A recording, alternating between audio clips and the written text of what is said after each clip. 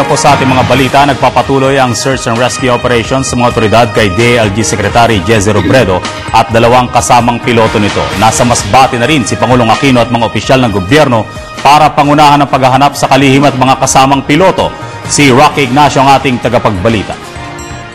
Patuloy ang buong pwersa ng gobyerno sa paghahanap kay DILG Secretary Jesse Robredo at dalawang pang kasama matapos bumaksak ang sinasakyan light plane sa karagatan ng Masbate. Dumating na rin si Pangulo Aquino sa Masbate City upang personal na makita ang progreso na isinasagawang search and rescue operations. Nauna lang sinabi ni BIR Commissioner Kim Henares na magkakasama sila ng Pangulo na mabalitaan ang nangyari sa grupo ni Robredo. Naisaan niya ito agad tumulak sa Masbate subalit hindi na itinuloy dahil gabi na, kaya pasado alas 5 kaninang madaling araw na magtungo ito doon. Nandun na rin sina Secretary Mar Rojas, Defense Secretary Volter Gasmin, Budget Secretary Butch Abad at Representative Abaya upang tutukan ang operasyon.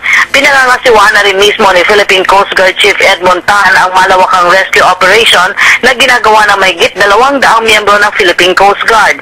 Personal na rin na bisita at nakausap ng Pangulo ang nakaligtas sa AD camp ni Robredo na si Police Senior Inspector June Abrasado sa Masbate Doctors Hospital.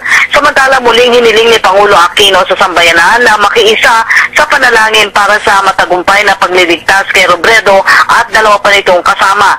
Nagkausap na rin niya ang Pangulo at may bahay ni Robredo. Kasama rin sa mga nanguna sa pag-aalay na misa at panalangin sa kaligtasan ni Robredo ang presidential sister na si Balsi.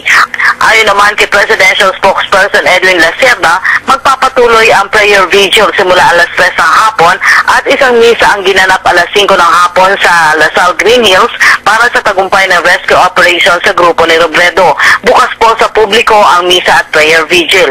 Tiniyak pa ni Lacerda mahigpit na magbabantay ang palasyo para sa agarang pagpapalabas sa mga detalye at impormasyon na magmumula sa command center sa Masbate.